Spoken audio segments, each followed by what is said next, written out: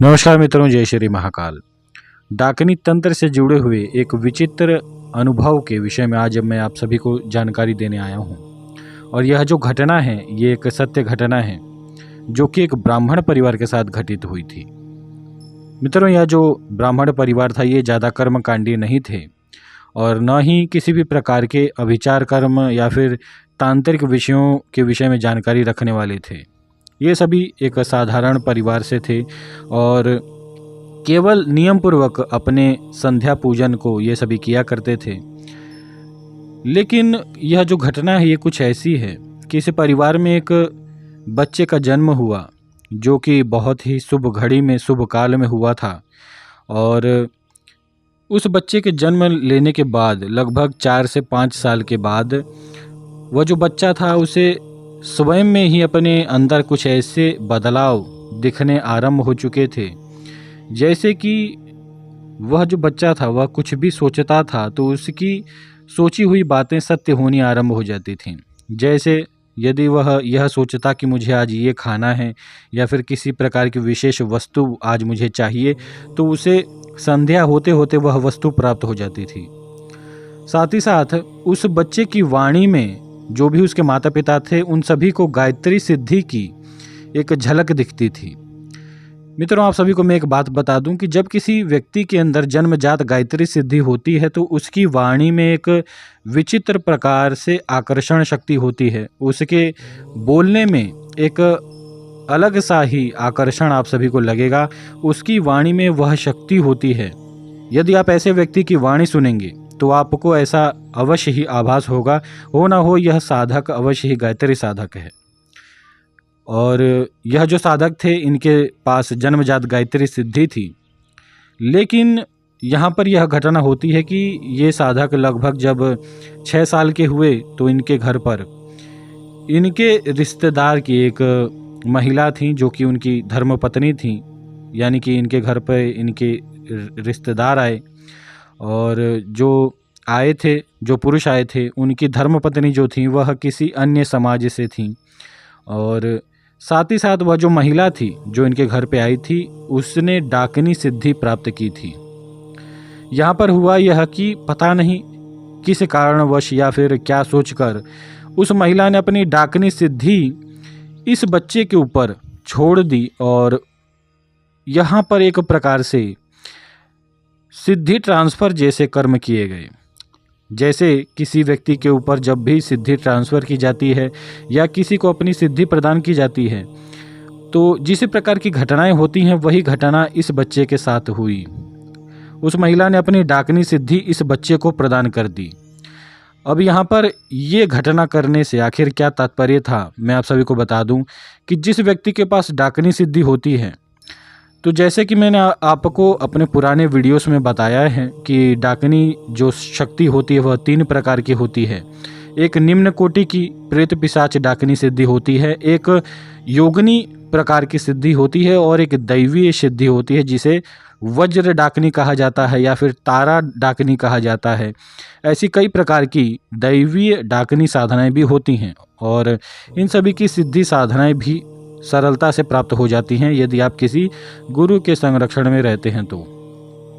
लेकिन मित्रों, यहाँ पर इस बच्चे के ऊपर पिशाच योनि की डाकनी शक्ति ट्रांसफ़र किया गया और इसके बाद से इस बच्चे की पूरी ज़िंदगी जो है वह पलट गई। हुआ कुछ ऐसा कि लगभग 11 से 12 साल की उम्र के बाद ये बच्चा जिस किसी भी व्यक्ति को देखता तो इसके मन में क्रोध आना आरंभ हो चुका था। ये कहीं ना कहीं उस डाकनी का ही प्रभाव था। अब हुआ यह कि इस बच्चे के अंदर किसी भी व्यक्ति को देखकर जो क्रोध उत्पन्न होता था तो वह बच्चा उस व्यक्ति के प्रति कुछ भी गलत सोचता। जैसे मैंने किसी व्यक्ति को देखा और मेरे मन में उस व्यक्ति के प्रति क्रोध आया और मैंने यह कहा कि काश इस व्यक्ति का हाथ टूट जाए या इसके पाँव टूट जाएं। तो इस प्रकार के जब भी यह बच्चा विचार करता तो वह जो विचार थे इसके वह सत्य होने आरंभ हो गए। यहाँ पर इस बच्चे के शरीर में जो जन्मजात गायत्री सिद्धि थी वह सिद्धि भी दबा दी गई उस नकारात्मक शक्ति के कारण। और यहाँ पर यह घटना इसलिए हो पाई क्योंकि यह जो बच्चा था इसने जब जन्म लिया तो इसके माता पिता ने जो एक जन्मजात ब्राह्मण कार्य होता है, या फिर यह कहें कि जो कर्तव्य होता है कि एक बच्चे के कुछ उम्र के होने के बाद उसे गायत्री दीक्षा प्रदान की जाती है, तो इस महानुभाव के साथ यह घटना नहीं की गई थी। इनके जनेऊ संस्कार नहीं दिए गए थे, और इसके बाद यही कारण था, आप कह सकते हैं कि यही कारण हो या फिर कुछ और कारण हो, कि उस डाकिनी ने इनकी जन्मजात गायत्री सिद्धि को दबा दिया। अब यहाँ पर होता ये है कि इनके द्वारा एक प्रकार से आप कह सकते हैं कि अन्य व्यक्तियों के ऊपर टोना टोटका जैसे कर्म करना आरंभ हो गए। ये किसी भी व्यक्ति को देखते, कुछ भी बुरा सोचते तो वह सत्य हो जाता, और ये ज़्यादातर अपने अंदर यह घटना महसूस करते थे कि इन्हें ऐसा करने में आनंद बिल्कुल भी नहीं आता। ये जब भी किसी व्यक्ति के विषय में बुरा सोचते और वह घटना यदि सत्य हो जाती, तो इन्हें अपने अंदर एक प्रकार से ग्लानि महसूस हो रही थी। ये कहते थे साधक कि मुझे ऐसा लगता था उस क्षण कि ये कार्य हो सकता है मैं नहीं कर रहा, क्योंकि ये इनके स्वयं के विचार नहीं थे, ये उस प्रेत पिशाच योनि की डाकनी शक्ति के ही विचार थे। अब यहाँ पर इस साधक ने लगभग 19 से 20 साल की उम्र में अपने जीवन काल में यह सोचना आरंभ कर दिया कि आखिर मेरे साथ क्या घटित हो रहा है।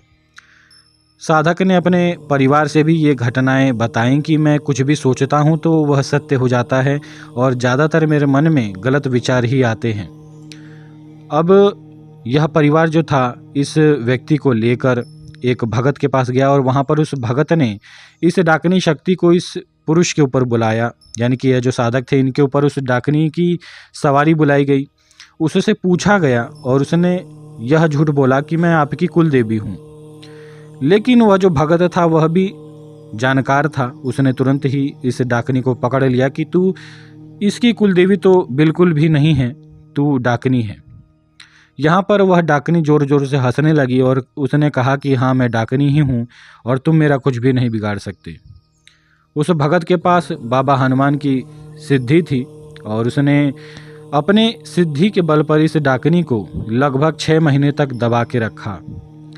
लेकिन कहीं ना कहीं जब एक भगत आपके ऊपर कार्य करता है, और यहाँ पर हुआ यह मित्रों की यह परिवार अपने ऊपर किए गए तंत्र को हटाने के लिए उस भगत को हर महीने पैसे भेजता था, और वह भगत भी कार्य करता था।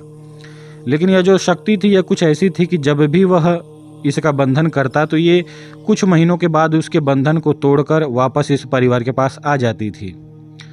यह घटना लगभग 6 महीने तक चली, और परिवार आखिर में परेशान होकर उस तांत्रिक को पैसे देना बंद कर देता है, और उस भगत ने भी फिर अपना कार्य करना बंद कर दिया, क्योंकि ये सभी इस नकारात्मक शक्ति से कहीं ना कहीं परेशान हो चुके थे।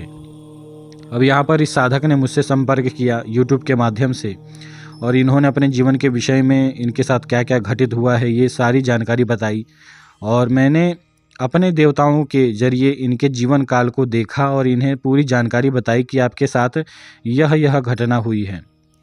अब इस नकारात्मक शक्ति को तो मैंने बंधित कर दिया है, लेकिन अब इसका पूर्ण रूप से काट करने के लिए यह जो साधक हैं ये गायत्री माता की साधना आरंभ कर रहे हैं, और इन्हें एक योग्य गुरु से मैंने गुरु दीक्षा दिलाई है जो कि ब्राह्मण हैं। और अब ये 24 लाख जो एक बार की गायत्री साधना होती है, जिसमें 24 लाख जप किया जाता है गायत्री मंत्र का, उस साधना को ये साधक आरंभ कर रहे हैं। और ये बताते हैं कि जब से इन्होंने गायत्री की यह साधना आरंभ की है उस डाकनी का प्रभाव कुछ न कुछ कम हुआ है। ये कहते हैं कि ये इसका जो प्रभाव है ये अवश्य ही नष्ट होगा, और ये कहते हैं कि इन्हें अपने अंदर से ही यह पूर्ण विश्वास आता है कि एक ना एक दिन यह घटना भी अवश्य ही घटित होगी कि इसका असर पूर्ण रूप से खत्म होगा। साधक को पहले से बहुत ही ज़्यादा आराम है, और पूर्ण रूप से साधक अब अपने मन को अपने प्रति नियंत्रित कर पाते हैं। पहले इनके साथ ऐसा नहीं था, इनके मन में अलग ही प्रकार के विचार आते थे जो कि इनके बिल्कुल नहीं थे, और अब साधकों को पूर्ण रूप से आराम है। और ये साधक स्वयं कहते हैं ये अवश्य ही माता गायत्री की पूर्ण कृपा है, जिसके वजह से इनके शरीर में जिस डाकनी का वास था जो कि इनके बचपन से ही था, उसका असर अब धीरे धीरे कम हो रहा है। एक बात मैं आप सभी को और बता दूं कि जब किसी नकारात्मक शक्ति ने आपके शरीर में बहुत ही लंबे समय से स्थान बनाया हो या फिर उसका वास आपके शरीर में बहुत लंबे समय से हो, तो उसे हटाने में समय लगता है। उसे पूर्ण रूप से नष्ट करने में, उसके तंत्र को नष्ट करने में समय लगता है। चाहे वह भगत मैं हूँ या फिर कोई अन्य हो। हाँ, कुछ ऐसे भगत होते हैं जो कि लोगों को मूर्ख बनाने के लिए ऐसी शक्तियों को दबा देते हैं, बंधन मंत्रों से उन्हें उनके शरीर में ही बांध देते हैं। लेकिन यह बंधन करने के बाद होता यह है कि 30 से 40 साल के बाद वह शक्ति उस बंधन को तोड़कर दोबारा से आपको कष्ट देना आरंभ कर देती है। और इस बंधन काल में भी आपको आराम नहीं होता मित्रों। किसी न किसी प्रकार का दर्द, किसी न किसी प्रकार की परेशानी आपके शरीर में सदैव विद्यमान रहती है। तो ऐसी नकारात्मक शक्तियों को नष्ट करने में समय लगता है, लेकिन एक न एक दिन अवश्य ही इन सब का नाश होता है। केवल आपके विश्वास में पूर्ण श्रद्धा होनी चाहिए, आपके विश्वास में दम होना चाहिए, तभी आप ऐसी नकारात्मक शक्तियों को पछाड़ सकते हैं। आज के लिए इतना ही। यह अनुभव सुनकर आपको कैसा लगा, इस विषय में अवश्य ही हमें जानकारी दीजिएगा। कमेंट में अवश्य ही जय श्री महाकाल लिखिएगा और वीडियो को ज़्यादा से ज़्यादा लाइक करें, शेयर करें। चैनल पर यदि नए हैं तो चैनल को सब्सक्राइब करें। जय श्री महाकाल।